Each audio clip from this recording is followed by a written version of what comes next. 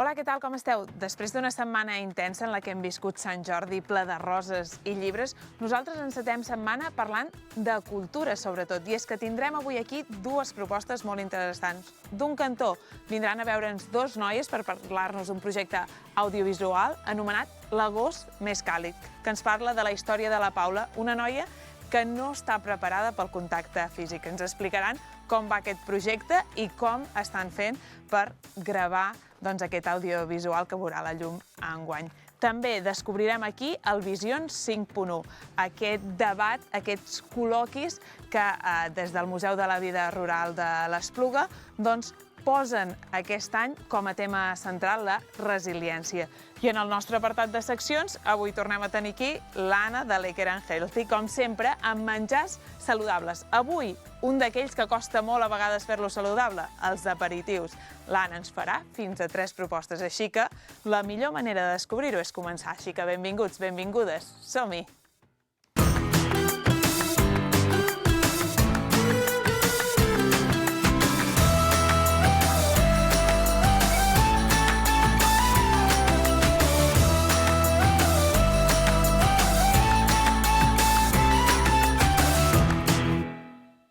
Doncs nosaltres comencem parlant us ho dèiem, d'un projecte molt bonic anomenat L'agost més càlid, aquest llargmetratge, aquesta pel·lícula que està en fase de gravar-se. I és que tenim aquí les seves responsables pràcticament màximes, la Irene Ruiz, ella és de producció de L'agost més càlid, i la Marta Romera, que és una de les directores de L'agost més càlid. Benvingudes a les dues. Elles dues són estudiants. I això de L'agost més càlid, aquesta pel·lícula que aviat veurà la llum, ara en parlarem, és aquest projecte final, no? Com neix tot això? Expliquem-ho una miqueta. Doncs, neix perquè ens demanen una idea per fer un TFG i la nostra universitat ens deixa tota la llibertat que vulguem. O sigui, pots fer des d'un còmic, un programa de televisió, el que vulguis. I nosaltres volíem fer una cosa diferent i el grup, som 5, ens agrada molt el cinema de ficció, però un cinema així més d'autor, per dir-ho d'alguna manera.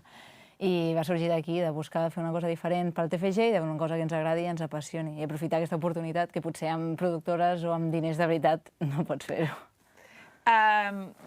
L'agost més càlid neix amb la idea de la Paula, que és una adolescent que encara no està preparada per compartir-se. Com va néixer una mica aquesta idea? Sí, doncs bé, és una mica experiències de totes i com un mix, i va acabar sortint això perquè realment és aquesta etapa d'acabar l'adolescència i viure coses que potser la Paula té aquest problema, però l'altra gent tindrà altres que també li suposin dificultats per començar aquesta nova etapa de la vida.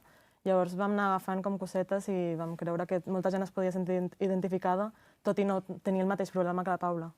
Perquè la sensació, clar, jo al llegir el tema, aquesta por a compartir-se, és una mica com que ara sembla que ens sigui fàcil parlar de tot i a vegades estar a l'altre cantó potser també té una part de difícil, no?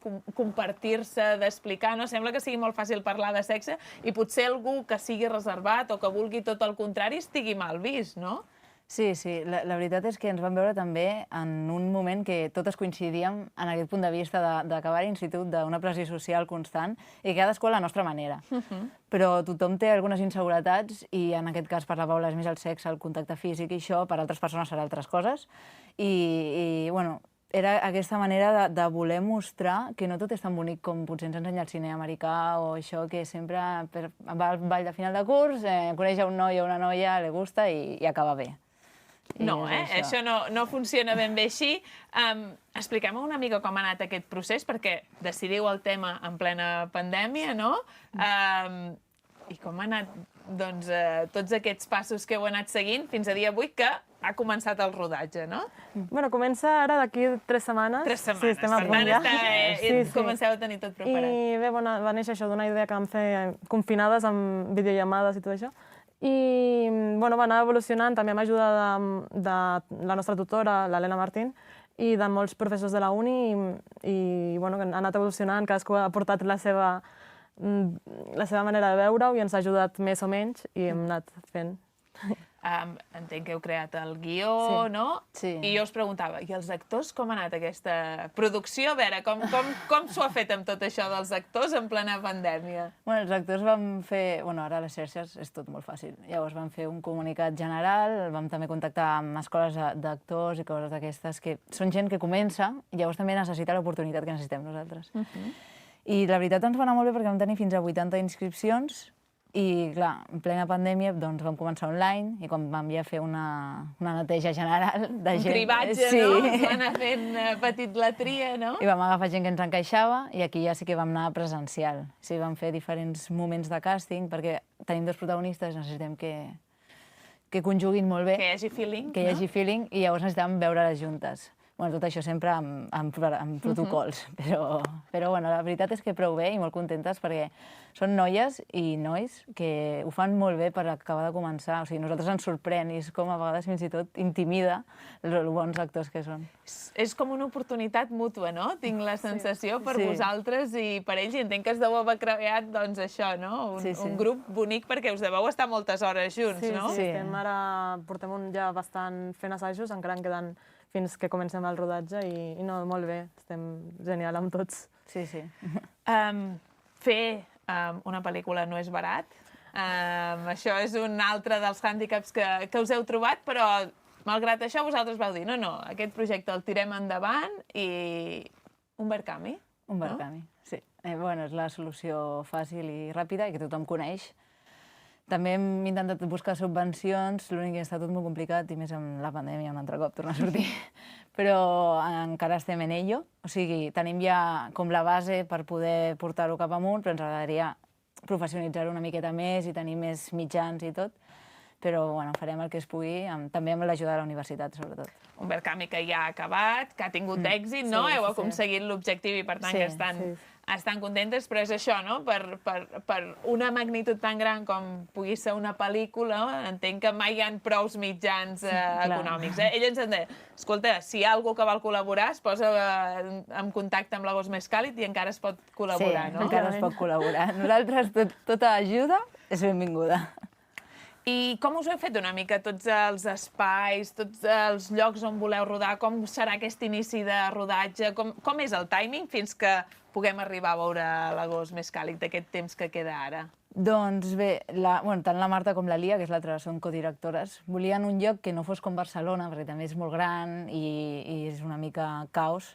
Llavors vam buscar Cerdanyola del Vallès, que està al costat de Barcelona, ens ajuda també al moment de la història, i ha sigut anar demanant permisos, parlar amb els ajuntaments, tota aquesta burocràcia que anem fent, i ara, de moment, els assajos els tenim a Barcelona perquè és on és tothom, però cada cop anem apropant-nos més cap a Cerdanyola a veure si podem anar assajant cap allà.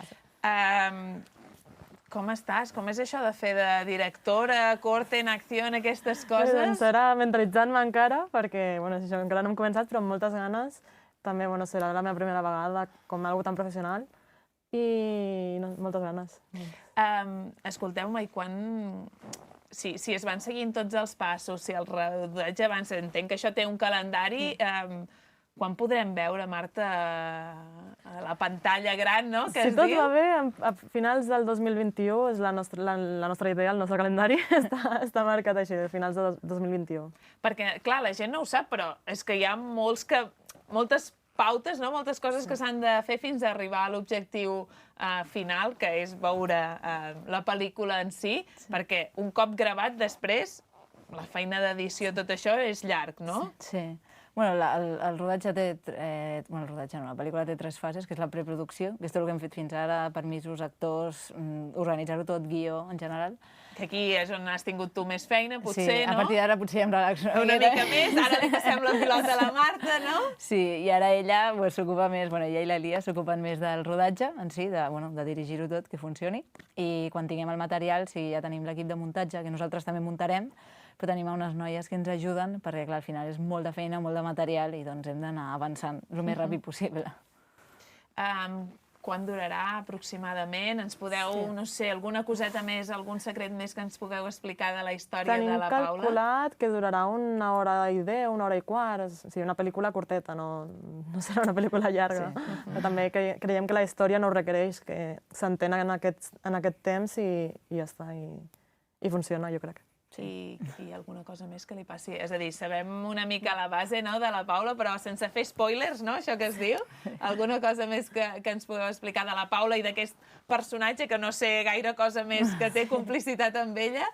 Bé, doncs la Paula, això, a partir de la seva por al contacte físic i coses que li van passant, és com que té una barrera que no la deixa avançar. I clar, arriba aquest moment que diu, he d'avançar i conèixer una noia que aquesta noia l'ajudarà a poder avançar i a més serà un despertar sexual que, clar, una persona que té rebuig al contacte físic és molt diferent. Llavors és viure l'experiència de la Paula però des de fora. És com acompanyar-la en aquest viatge de l'estiu, perquè és l'estiu. La pel·lícula, o sigui, el temps ficcional és l'estiu del batxillerat a la universitat, que és un estiu bastant complex, crec que per tothom, però per la Paula ho serà més. Doncs moltes gràcies, noies, per venir-nos a explicar aquest projecte i tenim ganes de veure-la aviat. Us convidarem una altra vegada aquí al Som-hi i en parlarem quan la puguem veure ja a la gran pantalla. Moltes gràcies. Molta sort. Nosaltres seguim, i és que ho dèiem, que sobretot estem parlant de cultura, de mica en mica es van reprenent aquestes activitats culturals. S'han començat a posar en marxa aquí a Tarragona aquestes de més cultura popular, és el cas de l'Esbar de Santa Tecla de Tarragona, que ja han començat a reprendre els assajos, sobretot de cara a l'estiu, sense saber encara què ens deixaran fer o no. El Joan Cama ens explicarà exactament com ho fan per assajar i en quins espais. Ho han fet, això, garantint totes les mesures. Aquí en tenim un exemple, per exemple. Tenim el termòmetre, tenim la llista dels assistents, dels participants, mascaretes i gel hidroalcohòlic. A més, durant tota l'estona que dura l'assaig, tenen la porta i les finestres obertes per a que es ventili aquest espai. Tenim amb nosaltres el vicepresident de l'Esbar, Lluís. Què tal? Molt bona tarda. Molt bona tarda, Joan. Aquí tenim els més menuts de l'Esbar assajant. No hi són tots, perquè ho hem d'explicar. Heu reduït una miqueta els grups. Com funciona això? Hem desglossat els grups, els hem fet més petitons per ajustar-nos sobretot a el que són les mesures, igual que la porta d'entrada, aquesta seria una següent mesura. Heu estat més d'un any, no aturats, no direm aturats perquè des de casa heu treballat força, però com aquell que diu, sense posar-vos les espardenyes. Com ho heu viscut? Correcte. Bueno, a veure, evidentment és complicat, ningú ens ha ensenyat a conviure amb aquestes coses, però t'hi has de posar i ho has de viure. Hem fet cosetes en streaming per internet, per una banda, després també hem aprofitat per mimar una mica el que és el patrimoni documental de l'entitat, tema d'arxiu, tema de retalls de premsa, fotografies antigues. Són 50 anys, enguany fem 50 anys d'entitat i sí, vull dir, el patrimoni documental de 50 anys no és fàcil de treballar. Entre altres mesures, ara veiem els més menuts practicant, traient-se la pols una miqueta després de tant temps, suposo. Entre d'altres mesures, per exemple, en el cas dels més adults, heu hagut de canviar l'horari d'assaig, oi? Correcte, evidentment hem hagut de canviar l'horari d'assaig, degut al toc de queda, que en català s'anomena el seny del lladre, allò que diuen, doncs evidentment hem hagut de canviar aquest assaig, aquest horari. Hi ha gent que treballa, hi ha gent que li costa més d'acudir, però bueno, ens hem d'adaptar i crec que en un futur, esperem que no massa llunyà, doncs ho puguem anar recuperant. I suposo que aquest anunci de tot just fa uns dies de l'Ajuntament de Tarragona que anunciava que finalment hi hauria seguici popular, hi hauria Santa Tecla, ho vau rebre allò amb els braços oberts, no? Home, evidentment, molt contents. Que hi hagi seguici no és notícia, jo crec que el que és notícia és que hi hagi acord, que hi hagi ganes, que hi hagi, sobretot això que et deia, acord, sobretot a tres bandes, la gent, les entitats i l'Ajuntament. I ho hem agafat, i si ho agafem amb ganes de fer-ho, i amb les mesures, i tothom hi posa de la seva part, res pot sortir malament. Doncs amb això ens quedem. Moltes gràcies, Lluís.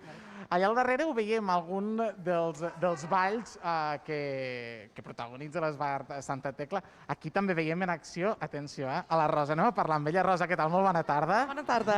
Escolta, ara li preguntava a Lluís, com ha anat la tornada als assajos? Tu que ho vius en primera persona en el cas dels més menuts, per exemple. Doncs amb molta il·lusió i amb moltes ganes, perquè realment ja teníem una necessitat imperiosa de tornar a ballar tots. Els petits, els grans i els pares també. Ara t'ho anava a dir, petits i grans, perquè abans ens comentaves una petita anècdota que suposo que la podem compartir, que un dels vostres dansaires, què et va dir el primer dia que us vau retrobar?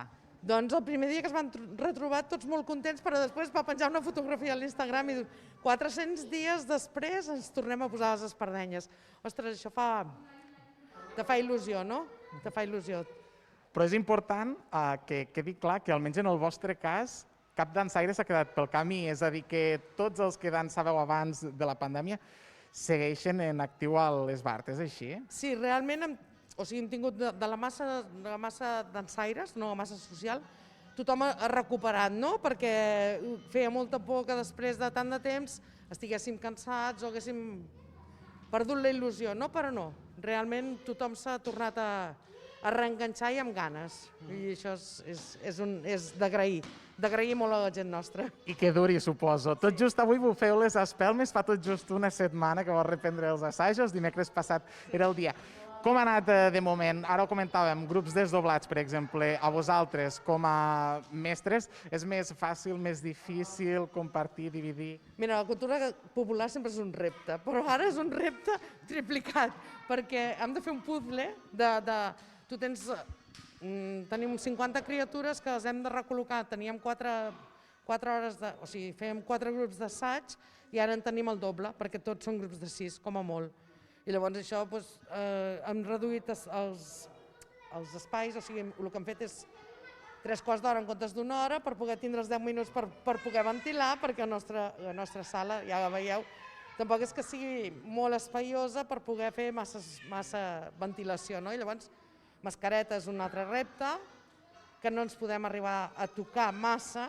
Llavors, això és complicat amb segons quins balls, eh? Amb tots els balls. Quan tu has d'anar a fer un ball, el que passa és que nosaltres hem agafat la dinàmica de que assagem, fem els punts separats i en el moment que hem de fer un ball ens posem el gel abans i després a l'acabar ens el tornem a posar. I esperem que funcioni. Doncs Rosa, moltíssimes gràcies. Ja ho veieu, es reprenen els assajos de la cultura popular i la majoria d'ells, en el cas dels esbarts i dels balls de la capital del Tarragonès, amb la mirada posada al setembre, en aquest seguici popular de les festes de Santa Tecla. Doncs nosaltres és el torn de fer cuina saludable, sempre de l'Anna, de la mà de la Lecker and Healthy. Avui, un d'aquells àpats complicats de fer saludables, no? Perquè tenim la tentació de fer-ho ràpid, d'obrir bosses, d'obrir paquets que no són gens saludables, oi, Anna? Sí, de seguida quan pensem en l'aperitiu o en un vermut, anem a les patates fregides, a qualsevol cosa de bossa ràpida, com dius tu. I la veritat és que hi ha moltíssimes opcions, molts plats que es poden fer que no siguin amb fregits, amb ultraprocessats, en general. I ella avui ens porta fins a 3 propostes, eh? Sí. Una vegana, una vegetariana i una que farem servir gambes, així que ja... Perfecte, per tots els gustos i sabors, perfecte. Doncs amb què començarem? Començarem amb unes broquetes amb carbassó, tomàquets cherries i mozzarella, que també tenim en compte que totes aquestes receptes es poden fer amb nens, que són molt senzilles i... Incloure'ls, no?, en aquest... Sí, perquè a vegades, no?, per matar la gana, allò que diem a vegades per matar la gana que començar, sobretot quan és dissabte i diumenge, que ens agrada abans dels àpats, no?, fer una mica d'aperitiu i volem entretenir els nens, doncs mira, pot ser una bona cosa. Avui ho farà ella, però si tinguéssim aquí nens els hi deixaríem fer també, eh? Sí, estaria bé. Doncs bé, és molt senzill. L'únic que hem fet abans que he portat aquí preparat és el carbassó, que l'hem cuit amb una planxa, tallat amb una mandolina o amb un pèl a patates, es pot tallar a tires, i ja el fas a la planxa, una miqueta. Llavors agafes 2 tires, una sobre l'altra, i enrotlles. Cargoles, i així ja agafa aquesta forma. Queda una floreta així de mona, no? Que és molt més senzill després per punxar. Així que és tan senzill com anar clavant i ficarem, per exemple, un de tomàquet, un de a més, té molt de color, no? Vull dir que al final també això, als nens que a vegades també els hi costa més menjar segons quins vegetals o algunes fruites, no? Doncs mira, pot ser una bona excusa, no? Sí, perquè realment és que podem incloure vegetals a qualsevol plat i a mi aquesta excusa de no, m'agrada la verdura, no em serveix. Pots fer... Perquè hi ha, primer, moltes maneres de menjar-la, moltes maneres de coure-la, perquè el carbassó també l'hem vist d'aquesta manera, a vegades cru també, Anna. Sí, amb els údels, per exemple, o cru. El carbassó es pot menjar perfectament cru. Pots fer un carpaccio de carbassó, pots fer espirals i menjar-lo com... Em preparo un altre mentre te vaig explicant. Fer tallar-lo molt finet i pots ficar un bon oli, uns pinyons, una mica de formatge, que vulguis. Si tens un carpaccio allà tallat finet, o no sé, amb espirals també el que deien, doncs hi pots ficar un pesto i pots ficar...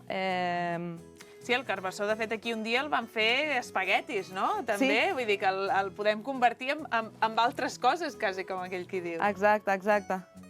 I ja, bueno... Ja ho veieu, color, vistositat i dos broquetes, això, pot ser una per relació. A més, també és una mica Covid-free, això, no? Perquè cadascú té el seu, no necessites picar del mateix plat, cadascú té la seva i... Exacte, que amb tot això també és una d'aquelles coses que a vegades hem tornat a valorar els aperitius, no? Les tapes, allò amb el pinxito, aquestes coses individuals. I mireu aquí, aquestes 3 broquetes. Si volem posar una mica de color i podem posar alguna sal amb espècies o alguna cosa així. Això és una mica allò que diem sempre. Ara toca personalitzar-ho al teu gust, el que t'agrada. Hi ha gent que li agradarà més oli, vinagre, no? Entenc, o sal o espècies. Perfecte, tenim la primera, vegana. Ai, no, aquesta és vegetariana. Que fem servir el formatge. Perquè fem servir el formatge, perfecte.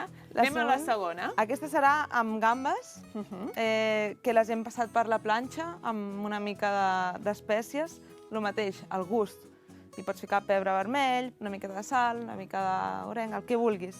I la base serà com uns montaditos. La base serà amb cogombre. Llavors, simplement l'hem de tallar. Mira, per treure una mica aquí, l'hem de tallar a rodanxes de més o menys... Ens fixem bé amb el tall. Jo amb això sempre estic molt atenta perquè hi ha maneres i maneres de tallar les coses, I així entenc que el que fem és ara... L'Anna està fent una superfície més gran, no? És que quan talles el pa allò que l'inclinen, no? Exacte. Per fer el montadito de tota la vida, doncs... Aquests talls més esbiaixats ens donaran més superfície per poder col·locar les coses. Exacte, per si ho tallem amb rodó, quedarà una rodoneta més petita, que també quedaria bé. Apartaré aquí. Llavors, això serà la nostra base del montadito. Perfecte. Després, a sobre ficarem una capa d'alvocat. Aquest té una mica de llet xafat i té una mica de sal i suc de llimona. Molt bé. I ja està. I podríem ficar una mica de ceba, també, si volguéssim, que tot hi queda bé. Rotllo fent guacamole, no? Sí, com un guacamole. I posarem una miqueta a sobre de cadascun de les rodanxes del pepino.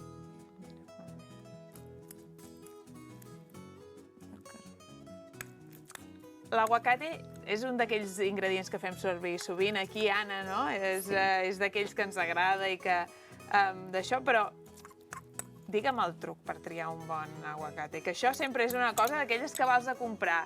Comences i moltes vegades t'equivoques. Hi ha algun truco o no? La veritat és que sí. Que no sigui massa tou ni massa dur. Vale. I després aquest ja no el té, però el... Tenen aquí com una branqueta, no? Exacte. Si ho treus, si està molt fosc, és que és massa madur. D'acord. I si costa sortir i encara està com molt verd, és que és massa verd. Si és un verd així lluent, el color de quan obrim l'alvocat i diem aquest és fantàstic, és aquest verd així, llavors està bé. Perfecte. Doncs ja sabeu aquí un petit truc per triar un bon alvocat. I a sobre hi posarem una d'aquestes... On tinc les pinces? Aquí. Un d'aquests gambetes. Que hem especiat, Ella diu, aquí les hem especiat, però cadascú les pot una mica especiar al seu... Exacte. Gust. Les podríem ficar o bé així, estirades, o bé podríem clavar-les amb un escuradents, que ara provaré de fer-ho amb un parell, si el puc treure d'aquí dintre. Sí, això? Sí, la veritat és que té una pinta... Això segons a quines hores és complicat, perquè clar, aquí ja comencem a tenir gana, Els de dintre de la redacció em diuen ostres, quina bona pinta, i dic sí, i jo que estic aquí davant, que quasi ho puc tocar, doncs encara més. I a més se sent l'oloreta d'aquestes gambes especiades. Les podem clavar així i també agafa més altura i és més vistós, no? Ja ho veieu, 3 ingredients bàsicament, que són aquest cogombre, l'alvocat i les gambes. I com sempre diu l'Anna, diu, això després a partir d'una idea el podeu anar personalitzant. Que no us agrada el cogombre, doncs podem buscar una base d'alguna altra cosa, potser. Que no us agrada la gamba, doncs canvieu per, no sé, un tros de pollastre, no? Amb ventresca, per exemple, quedaria molt bé. I en comptes del cogombre podem ficar una rodanxa de tomàquet, Per exemple. que també queda bé. Molt bé. I ja està. Mira, I aquest seria... ja tenim aquí la segona. Sí. Molt bé, ara Això anirem ho a vaig per la apartar una tercera, que és miqueta. aquesta proposta vegana, en aquest cas. Sí, i aquesta m'agrada molt perquè està ple de colors.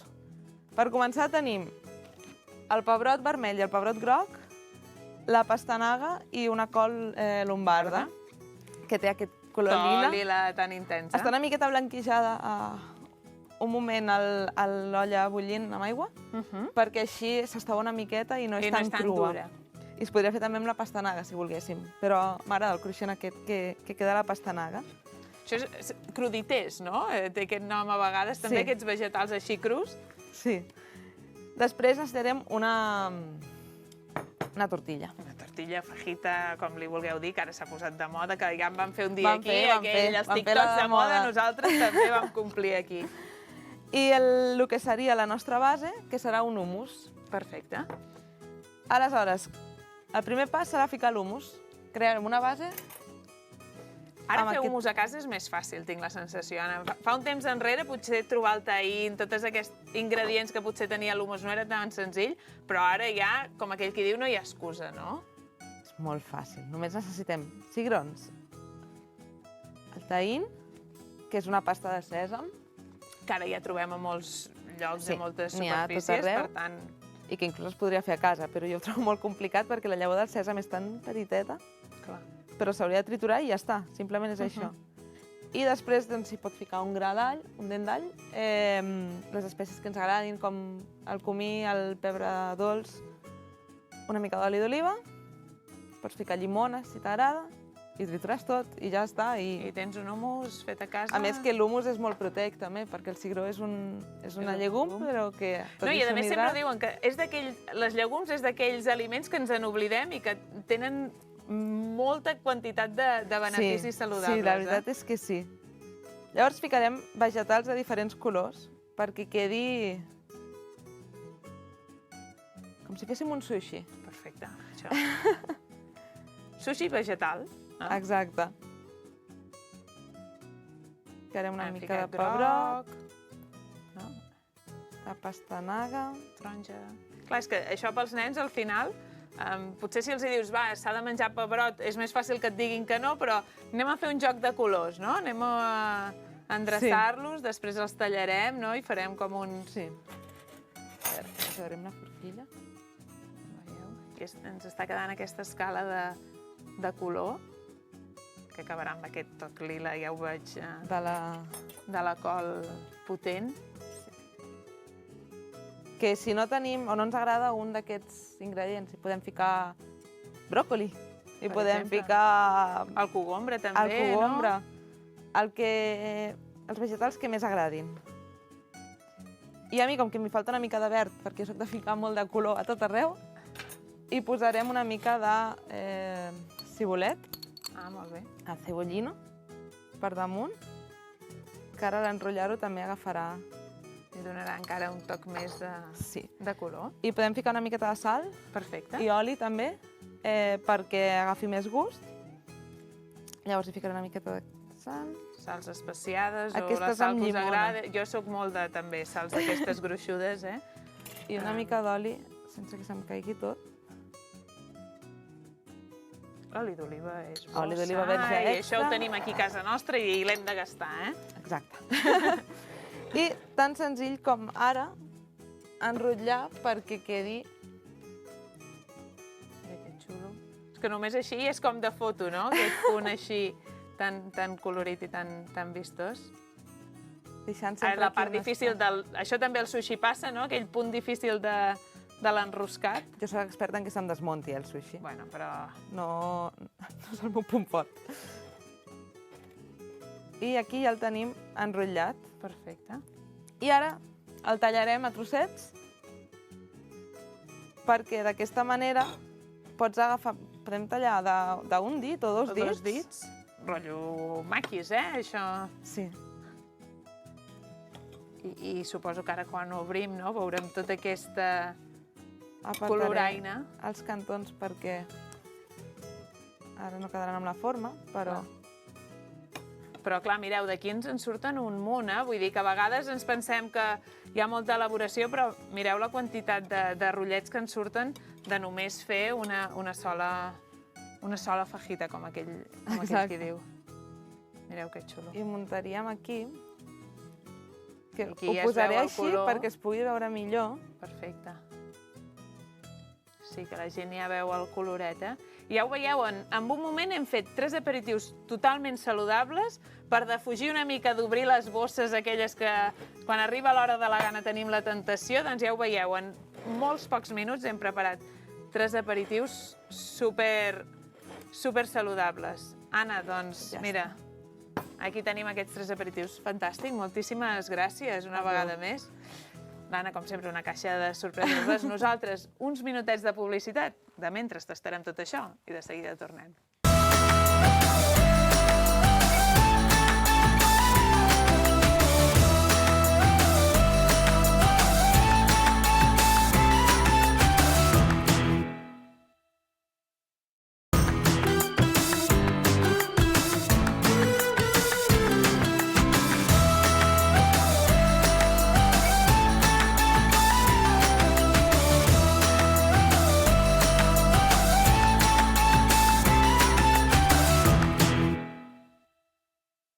Doncs nosaltres comencem aquest programa, que sobretot us deien que avui parlaríem de cultura, parlant de debat i de posar sobretot la paraula resiliència i la vida de les cures al centre. Ara en parlarem amb ells, però parlem del Visions 5.1, aquest, diríem, cicle de debats que es realitzarà bàsicament al Museu de la Vida Rural de l'Espluga, però també el podreu seguir mínimament de manera virtual. Tenim per parlar-ne amb nosaltres a la Gemma Carbó, ella és directora del Museu de la Vida Rural. Molt bona, Gemma. Hola, què tal? Bona tarda. I el Leandre Romeu, ell és coordinador de l'associació La Conca 5.1. Benvinguts als dos.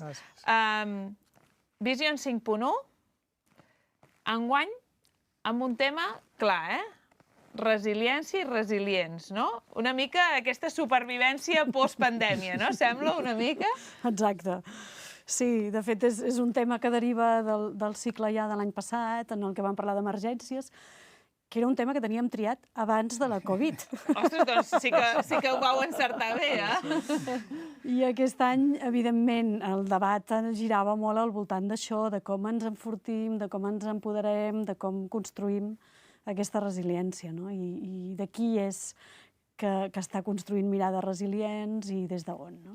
Parleu-nos una mica de com neix aquest Visions, no? Aquest cicles de conferències, que no és el primer any, ho dèieu, l'any passat ja el vau fer, no? Però com va néixer aquest enllaç una mica entre la Conca 5.1 i el Museu de la Vida Rural? Bé, el cicle Visions 5.1 és un cicle que enguany és el 8è any consecutiu que celebra i que en primer terme organitzava la Conca 5.1 i des de fa ara ja 2 o 3 anys organitzem de forma conjunta i el 50% que diguéssim amb el Museu de la Vida Rural, la Fundació Carulla, i bé, va néixer per portar temes de debat que en primer terme la Conca 5.1 treballàvem i que després conjuntament amb el museu, temes de treball del seu dia a dia i del nostre dia a dia. A la Conca de Barberà, en aquest cas concret, és portar aquest coneixement, generar aquest debat i que vinguin, portar aquestes persones que treballen aquests temes que comentava ara la Gemma a la Conca de Barberà. I doncs bé, a partir d'aquí, sempre, en cada edició, hi ha hagut un debat o dos que es feien al museu, però a partir d'aquests últims anys vam veure que aquesta aliança s'havíem d'unir al Museu de la Vida Rural amb tot el seu equip, amb tota la seva potència, i la Conca 5.1, també amb tota la nostra trajectòria, i crear, fer aquest cicle més potent com aquest any, 6 debats, i amb més termini, més allargat, més temes, per això, per crear una eina més forta, més resilient també, i més potent per arribar també a més gent, no? Anava a dir, s'ha fet gran una mica l'emergència, per dir-ho d'alguna manera, que vam tenir l'any passat, que a més va ser un dels temes centrals, va fer que es fes de manera virtual més que presencial, però aquest any posa, no, virtual i presencial, no? Aquesta és la idea, no? Que la gent també pugui tornar a entrar als museus, no? Exacte. Sí, de fet, volíem, és el que diu el Leandre, l'essència del Visions és justament parlar des de la Conca, des del món rural, no? I convidar a pensar-nos des d'aquest espai que és el món rural, no? I per això volíem recuperar la presencialitat quan abans millor, però amb la pandèmia també hem après que la virtualitat ens pot ajudar molt a l'hora, precisament, no? de pensar des d'aquest món rural, però connectar amb tothom, no? I, per tant, les formes combinades i mixtes estan aquí per quedar-se, ja. Com s'organitza aquest cicle de debats? Com l'heu organitzat? Perquè em sembla que hi ha diversos dies, diverses taules, no? Sí, al final això, no? Aquest any hem fet això, és l'any en què hi ha més debats, 6 debats, que comencen el dijous que ve, dia 6 de maig, que serà aquest primer debat sí que serà només de forma virtual, però després els altres 5 debats, doncs això com comentaven, seran al Museu de la Vida Rural físicament, presencialment, i a través de la pàgina web del YouTube del Museu de la Vida Rural. I doncs bé, l'hem organitzat això en el marc de les resiliències i resilients, doncs hem fet aquestes 6 branques, que una mica les primeres, dels primers debats, són una mica de posada en situació, més genèrics, més generals, i després hem escollit una sèrie de temes, que no sé si vols que comentem. Sí, ara entrem una mica en debat en aquests temes, que al final seran l'eix d'aquesta proposta. La primera és necessàries respostes coordinades, no? Aquesta necessitat obligatòria de que hi hagi respostes coordinades. Jo crec que això, a més, és una frase com molt contundent i que ens hem donat compte tots, no?, una mica. Sí, Gemma. Exacte, sí. De fet, és el debat que inaugura i que ens situa una mica tots i és com el primer aprenentatge per ser resilients, no? Aquesta necessitat d'oblidar. Hi ha una frase que jo sempre dic, que és de la Laura Pando, de la gent de Julie's Bicycle, que és de l'ego a l'eco, no? Aquest oblidar-nos de les capelletes i de les lluites individualistes per, de veritat, anar tots a una i intentar trobar sinergies i aprofitar les energies de manera col·laborativa, no? I serà un debat més pensat des de la filosofia, des del dret, és a dir, des de disciplines que ens ajuden a pensar la complexitat, no? I a pensar en clau més estratègica. El següent és connexions globals, així d'ambiciós, però així de simple, no? Sí, aquí és el que ha comentat també abans la Gemma, que nosaltres sempre això, les dues entitats, estem en un lloc i pensem, però tenim mirada global en tot el que fem, la nostra mirada és global, però des d'un punt geogràfic com podria ser qualsevol altre, no? Llavors, aquest tema era un tema que teníem pendent al llarg dels anys i encara no havia sigut mai una jornada pròpiament dita, i enguany vam veure que aquesta primera part del cicle Visions 5.1 hi havia d'haver també aquestes mirades globals per conèixer en altres zones geogràfiques del món com estan vivint aquesta situació de crisis entrellaçades, sobretot aquest últim any per la pandèmia del Covid, però portem arrossegant moltes altres crisis i bé, doncs aquest debat vam decidir convidar el Xavier Aldecoa, a la Blanca Garcés, a l'Arantxa Tirado, coordinats i moderats per l'Albert Mercader, perquè això són 3 persones que dominen 3 espais geogràfics grans del món i tenim diferents vincles, però que això, que a vegades no els coneixem prou.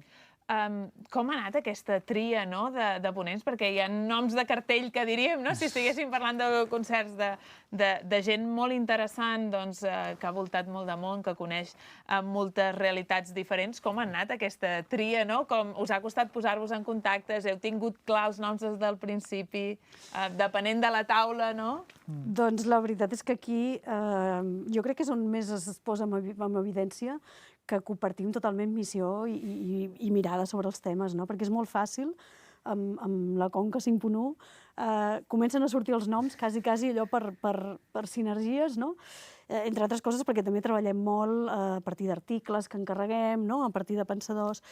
En el cas de la Marina Garcés fa molts anys ja que volíem que vingués i que volíem que estrenés un Visions. La Carla Vall també és una persona molt afí a Conca 5.1 i la Jordina també. I la resta de les ponents i els ponents quasi que són com col·laboradors molt habituals, tant del museu com de Visions. Seguim amb aquests diferents temes o diferents temàtiques que engloben aquest cicle. Venim de connexions globals i anem a l'agroecologia com a model, no? Això també és d'aquests nous temazos, no? Una mica. Sí, és un tema molt important, però que potser ara està més posat en el dia, però tant la Conca 5.1 com el museu ja és un tema que treballem des de fa ja alguns anys, o molt de temps, amb diverses iniciatives, tant ells com nosaltres.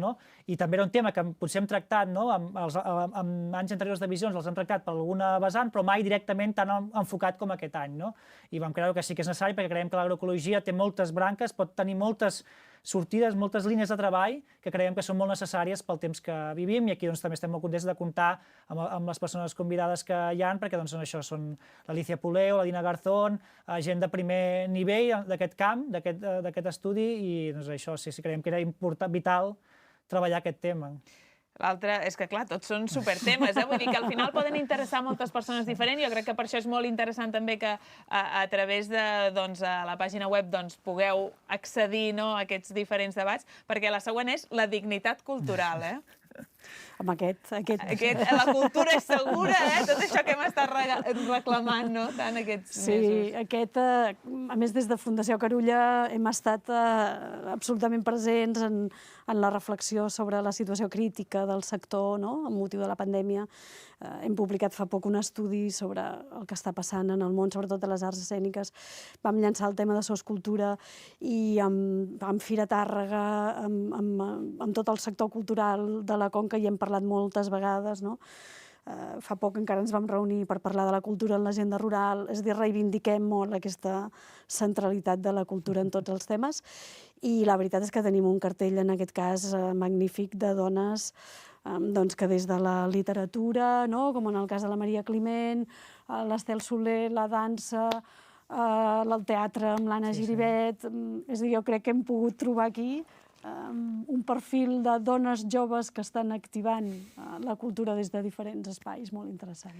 Encara ens queden dos temes més, un és una entre tantes altres i l'altre és un recull o queda gravat, Aquests són els dos últims temes, blocs que ens quedarien, però us deixarem una mica amb el coquet i que investigueu, només per recordar-li a la gent. Això comença el 6 de maig, si vol veure-ho, si vol formar-hi part, què han de fer?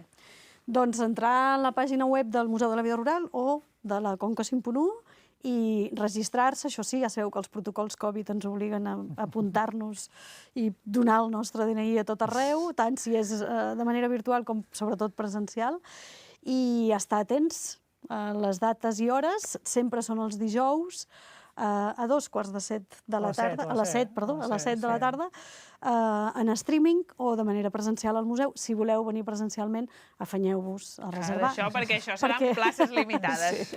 Doncs moltes gràcies, que vagi molt bé aquest Visions 5.1 i que l'any que ve tornem a ser aquí per explicar un nou èxit d'aquest programa. Moltíssimes gràcies. Moltes gràcies a vosaltres i us hi esperem. Res, nosaltres continuem, i és que, si sou amants de la història, estiguin molt atents, perquè tenim que des del Som-hi hem pujat a un galió del segle XVII. És una oportunitat gairebé única. I qui s'ha atrevit a pujar-hi? El Jordi Murtró. Jo, un gran pirata soc. Vaja, o no, però el que farem avui és descobrir el galió Andalusia, un autèntic tresor de les nostres mars. Ens acompanyeu? Sergio, quines características tendría el galió Andalusia? Actualmente el galeón de Andalucía posee una eslora de 50 metros, también tiene lo que sería la manga de 10 y un calado de 3 metros, ¿vale? También tenemos lo que sería la superficie bélica, que la superficie bélica sería de 930 metros cuadrados, y por último la longitud en línea recta de los cabos sería de 1 kilómetro. También podemos encontrar lo que sería 3 cubiertas, una de ellas sería en el castillo de proa, tenemos la tolda, la toldilla, y ya sería después la cubierta principal, por último sería la cubierta de artillería. Fins a 3 màstils, i perquè us en feu una idea de les seves dimensions, impossible d'abraçar per una sola persona. Aquesta nau és una rèplica del segle XVII, però per què servien aquestes embarcacions? Estas embarcaciones se utilizaban para el transporte de lo que serían las especias, porque antiguamente las especias eran más valiosas que el mismo oro, ¿vale? Como podéis observar, todo lo que tenemos aquí serían unos cañones, 5 por cada banda, y eso era como para poder protegerse de los piratas y todo lo que pudiera pasar en alta mar, ¿vale? Y lo que tenemos es 5 por la de estribor y por la de babor, y en la parte de la cubierta principal tenemos otras 2. También comentar que no solamente iban con cañones, sino también iban con convoys, con unos escoltas que los iban protegiendo para que no tuvieran ningún problema con la piratería en el Mar Caribe, teniendo en cuenta que la ruta era por la parte de Magallanes, subiendo hasta las Filipinas y después regresando al Imperio Espanyol. Sergio, i actualment la tripulació també dormiu aquí. No sé si ho feu també amb aquestes hamaques com es feia antigament. No, antiguamente estas eran hamacas, se llamaban cois, y lo que se utilizaba porque los tripulantes tenían 1,5 metros cuadrados por habitáculo. Entonces habían aproximadamente 150 personas y podían dormir como podían. Pero actualmente, por ejemplo, en la zona que se encuentra más a proa, encontramos las literas de la tripulación, que son aproximadamente 30, y lo que se tendría que hacer indistintamente del sexo, todos vivimos ahí. I molta gent s'ho deu estar preguntant, això va amb el vent, amb les veles, o amb la màquina, amb motor? Tiene 2 motores en la parte de la popa, pero también cuando estamos en alta mar utilizamos lo que es las velas, porque también lo que hacemos es tratar de evitar gastar demasiado combustible, así que lo que hacemos es utilizar componentes de la parte del trinquete y la parte de la mayor, y vamos jugando con lo de las velas, ¿vale? Pues Sergio, muchas gracias. Hacemos cambio, tú con el micro y yo amb el timó.